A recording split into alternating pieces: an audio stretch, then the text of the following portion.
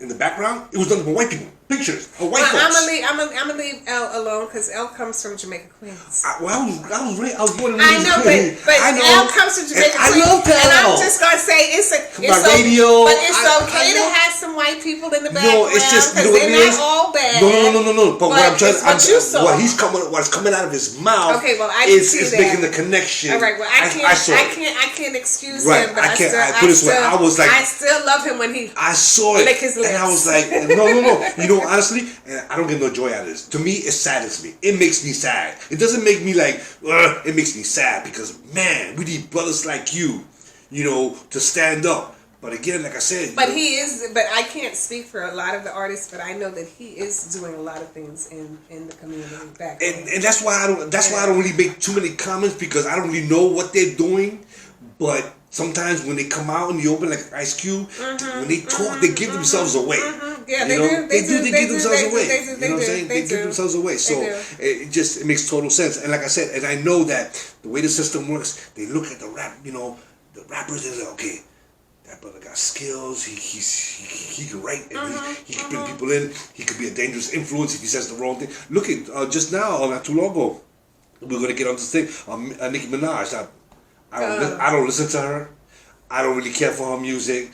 I don't, her whole aura, because the whole sexualization, turns me off. But Malcolm taught us that truth is truth no matter who it comes from, right? That's right. So now she put out a tweet saying that she was invited to the Met Gala, which was a $30,000 plate, right? But you had to be vaccinated. And she said no. And all she said in that tweet was, I want to do some more research before I take the shot. And they went after her. Because I think she has something like 20 million people. Yeah, but see, my problem with that is we have to, because I've taken the shot, and I took it because I want to live, one, and two, because I'm around too many people.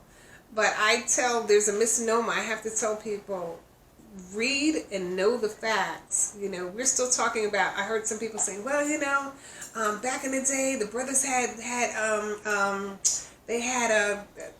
the venereal disease. And they had syphilis, and they put syphilis in them, and then they wouldn't treat them. No, they sought after people who had syphilis and refused to treat them so they could see how they would survive as they died. There's a big difference. When we were little, everybody got this little mark on their arm. You didn't have a choice. It was, and for me, like you said, this is a pandemic, a planetdemic. So there's a lot of realism in it. It's your choice if you want to get the shot or not. But then I tell you this, after seeing so many people die, don't come running to the hospital for them to stop and help you when other people are in there. Because right now there are people that need surgery that can't get it because of this. But I tell you, keep yourself safe at any cost, no matter what. And that's your personal choice. But when it comes to the gathering, like I was at the school board, and even the I call them the blue boys, were out there, the pride boys, at the Miami-Dade County School Board fussing. You can't tell me what to do with my kids. I'm not having them vaccinated, blah, blah, blah, blah, blah. So I kindly said, well then, why don't you start your own charter school? Because in this case, that's what I'm saying. The opportunity is there to do something else. That's your choice, but I'd rather have a school of safe children with a mask on. If you cut, don't you put a Band-Aid on? Right. Okay. And what happened in Miami-Dade? The first week you had 6, 7 teachers that died because the children were carrying a virus. Well, see, and I just think maybe some of those teachers would have lived if they just had if the kids had a low mask on. See, the problem that I have for this whole thing is that there's so much misinformation. I mean, that Fauci, that dude, he's been caught in line so many times. Listen. Right now, they just say that people who have got vaccinated are now dying because they said, in fact, he was asked on CNN that by another, this guy is Sanjay, he's an Indian, I think he's a doctor too. He said that the studies show that if you get the virus and your body fights it off, you shouldn't take the vaccine because that'll mess you up even That's more. right, that's true. And I believe that. Right. I believe That's that. what I'm saying. So the thing about it is that, again, people, one thing that I tell people, I can't tell nobody what to do. And everybody's different. Listen, I took the flu vaccine and the flu vaccine and the pneumonia vaccine in 2006 or 7. Within 3 days, I was so sick. I was in North Shore Hospital from April to June in because of the shot? ICU because of the shot. Because my body couldn't take it. And they were like, well, you're lucky you could have gotten enough. How am I lucky if, I'm in the ICU, I'm in the isolation room where you have to use the gloves and everything to come in. No, I had fluid in both of my lungs, so everyone is different. I've seen so many doctors that they get on YouTube on it, but briefly before they take it off. It's a personal choice. And you get all these different things. My sister's been a nurse. She's always she's a nurse. She's not working. She's retired, but she's still a nurse. And she's telling me she passed me information. Again, with the history of this country, me personally, I can't trust them. Well, listen, I travel the world. I've taken poets around the world, and I still travel. And I know that this country tells lies. Sometimes it's understandable because we would have mass hysteria if everyone knew certain truths. But I know this, that virus is real. I know this. Trump lied. Right. We had a chance for those 200,000 people who died to not die. Had we had some intervention earlier. I know that we now have stubborn people, angry people, people who believe one thing, people who believe another, but people are dying. Right. We just got to make. People are dying, and now children are dying. We can't. There's one thing that we can't mistake that we shouldn't make. We should individual. And I'm not saying you're saying this, but it's, sometimes when we say it, it seems that way. When we say Trump, like we're individualizing the problem as Trump is the problem. He's just one of the leaders. He's one of the leaders, but remember, he doesn't really run nothing. There's people around him that got more power. Remember, Fauci was one of the originals when what's his name before Clinton? His brother was a governor here.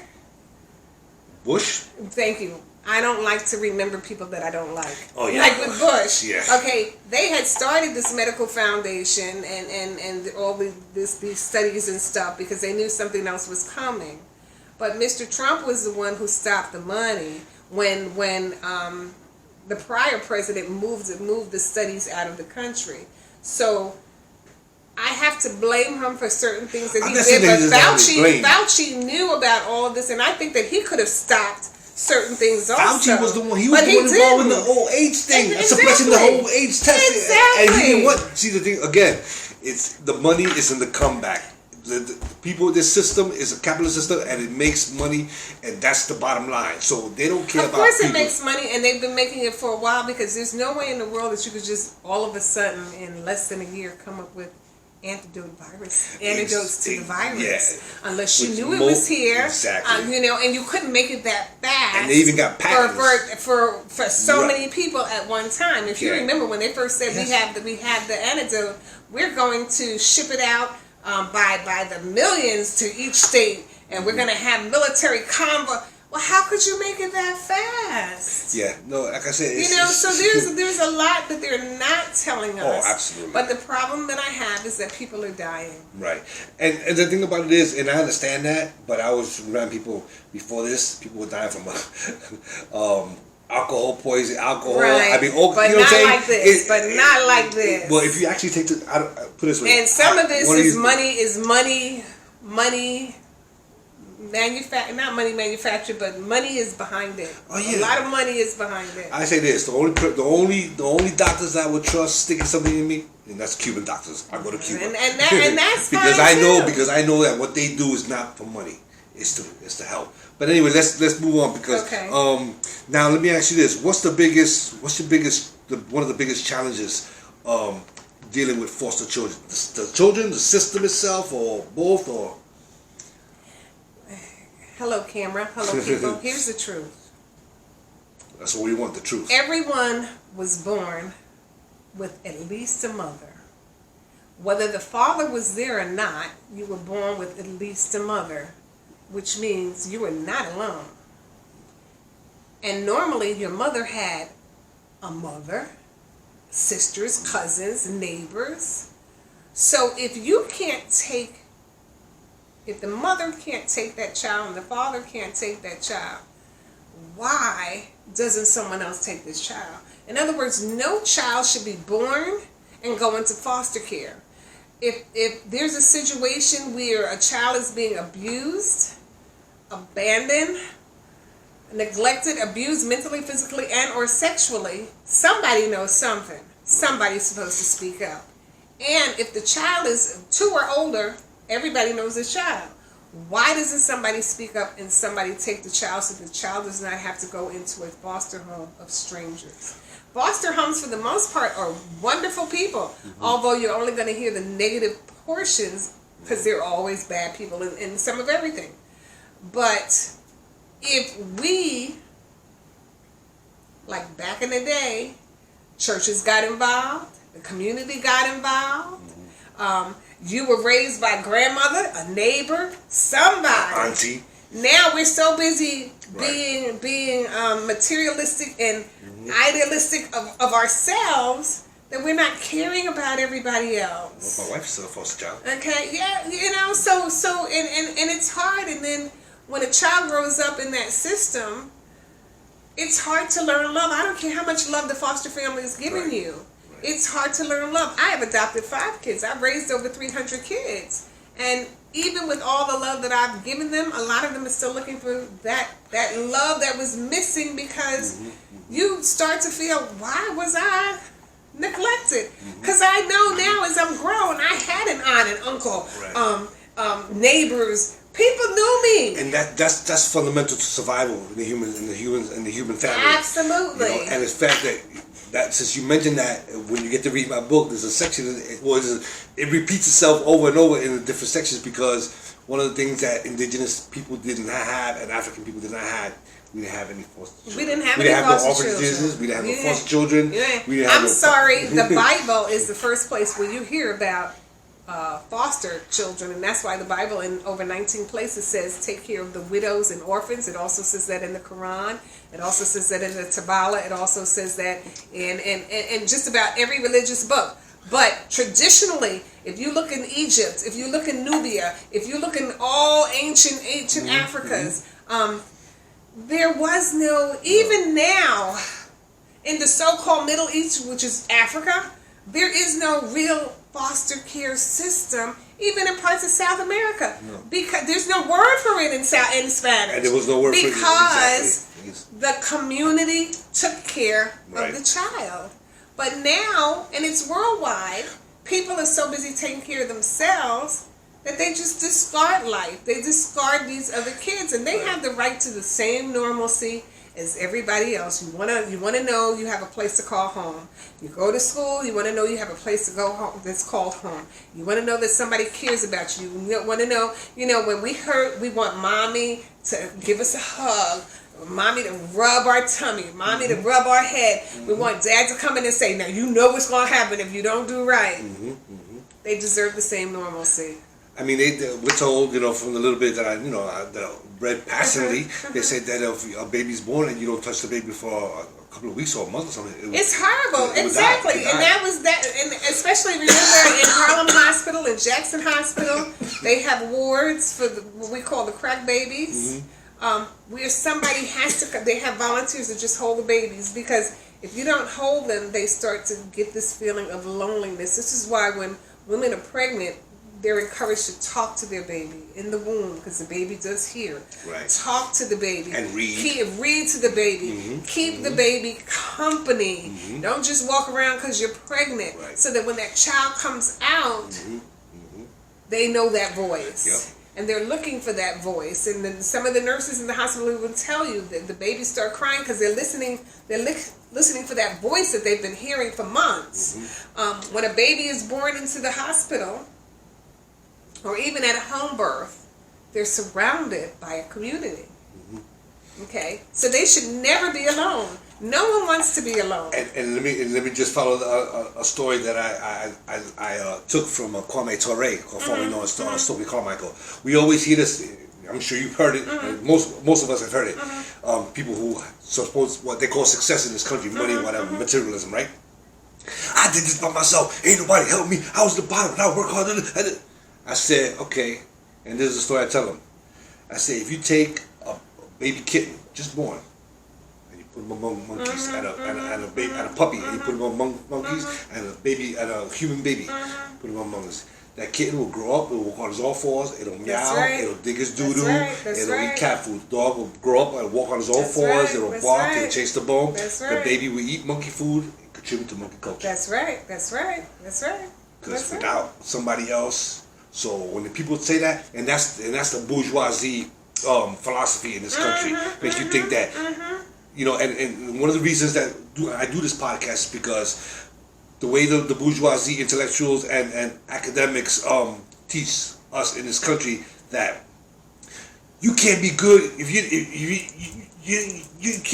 can't even walk with Dr. King. You're not even nowhere near him. He was too great. You're nobody next to him. But he was not by himself. That's the point. He was not by himself. People got angry with Reverend Abernathy because after Abernathy wrote a book about it and said, "Wait a minute, it wasn't just him.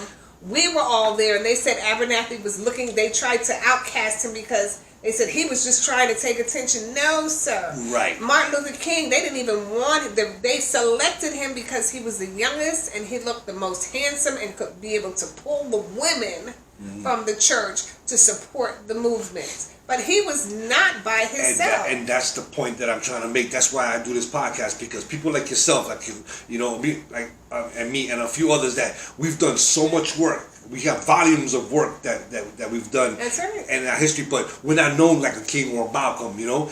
But what we're taught, it seems like we're not really act good. Me as a poet, am I as good as Saul Williams? You know, I'm sure if I got, you know, if the system was able to prop me up, I would get, you know what I'm saying? Exactly. Because it's just a system that props individuals up. But and that's the thing, nothing away from Saul Williams, because he's a badass poet. I like Talam AC better. By the way, he's still kicking it in LA. Okay, he's still kicking it in LA. In fact, I'm going to be connect with him because I'm going to go on talk. But that's the point that we want to put on this podcast on the record. If this podcast gets 10 views, it doesn't matter because it's on the record. One day, I remind people that when I began studying and reading, mostly all the people that I read about were already dead. So this is on the record right here. So years to come, they're gonna know. They might not know you now. You know, somebody in a different country. Shemele Jenkins, let me see her. And we don't want to die, but most of the people that led the way are dead because we helped them to die. Yes. I need people to understand that El-Hajj Malik it started a faction where you had Muslims that split, but that's because he realized that there were a lot of other people that believed in us. So we helped assassinate him. I know this for a fact because my uncle was at the Audubon Ballroom when this happened. Look at Martin Luther King. Don't get me started. Yeah. Look at Medgar Evers. Okay? And to me, if you listen to Marcus Garvey, he wanted us to go back to Africa. But my father always said Africa's right here, wherever we are, because it's in us. But if you look at topography, we were all, people of color were covered this entire planet. We started the entire everything, planet. Everything. As you get away from the sun, the melanin is removed. Your eyes get smaller. But people don't know this, and when we get on our soapbox to tell them, it's just like back in the 50s with Dr. Ben and them. People don't want to listen, because we listen to, one Bible, one history book, one teacher, by the same people that kidnapped us, and believe that it's the truth. When we talk about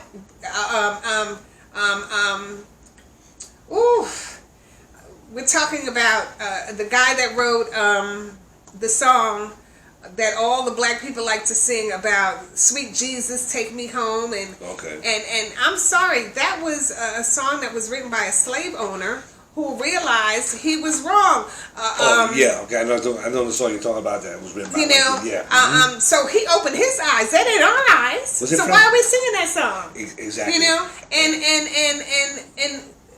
if you look at history long before that, and look at who wrote the book, or look at the descriptions of the people in the books, you will find the beautiful history of us.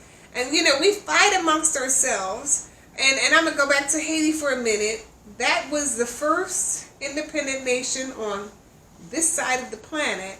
But if it wasn't for their revolution against Napoleon Lafayette, we would not have had the Louisiana Purchase and the uprising there that started the Civil War that freed us. Okay? But people don't know that. So you see a Haitian person, you can't stand them. You don't understand that gut hate was put into you by the man that did crabs in the barrel. The one that kidnapped you, enslaved you, and threw you on ships. You don't understand that the Jamaicans and the Maroons, they came over here fighting. These people didn't have what we have. And when you get something, don't get me started, you get that stimulus check. We had our 40 acres and a mule. It was taken away from us. We got it in October down in the Gullah Sea Islands. It was taken away from us by the new president that came into office in January. Go check your history. But we're doing the same thing. You're getting money from the government, and instead of investing it or saving it, what do? Oh, nails that come up to here. Yeah. Fake here. This is mine. Fake here.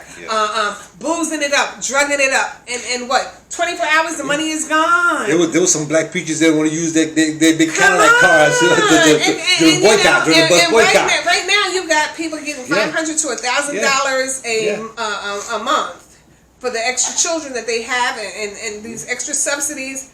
But then they drinking it up and boozing it up. And see, we didn't do that back in the day. No, you learned to save that money. You'd spend some. It was all social engineering. And one of the things I want to point out, because it's really important, and you touched on something that's in my book. And this is the thing that I'm trying to see if I can articulate this to young people so they can actually understand. When Plato wrote in his time, he said, according to the book, that nature is unpredictable and uncontrollable. So mind and reason is over nature. So it must be controlled. So we live in a world where we have our concept. Say people, you hear it all the time. Say, "I'm gonna go take a walk out of nature." What are you talking about? You are nature. You're part of this living organism. You're not outside of it. And that's where the thing comes about. You know what you were saying earlier. That people think that that we're separate from this whole thing, and the people that has given us this information, the schools that have been propped up by the system, have been taught by the same people who enslaved us. Listen, your greatest civilizations were the Incas, the Mayans, the Phoenicians, the Egyptians, the Nubians, and all their calligraphy is very similar. Why? You know, and we're finding more and more countries. The unknown city of Atlantis did exist, and they're finding pieces of that. But these were us. They were us. And even if you don't want to worry about color, you get pride and self-esteem from knowing who you are and where you came from. Because we don't have to repeat stonewashed clothing that we were doing already. Everyone went to Egypt during Jesus' time, even Jesus, to study history, to study the arts. So when we start talking about Plato and Aristotle and all these other people, great, but where did they get it from? Yeah, and in fact, the Egyptians they gave Jesus protection. Exactly. When he went into Kemet. Against the, but and so you have to read more than a book. Yes. And not just read. I challenge you to get up off your behind, invest some money, and go travel and see it for yourself. Absolutely. Because I grew up, I was going to be an archaeologist because I was raised in Jamaica, Queens. I'm scared of dirt and bugs. And I found out when I went to Greece, I had to get down in the pit. That was it for me. But I still study and I still travel. And the more you perceive, you see how you've been deceived. The more how you study, the more your eyes are open. And when they're open, you see color. Yeah. And the thing about it is, nowadays, I say white people because it's a white ideology, it's a white philosophical worldview that the world has been, when they ganged upon the world.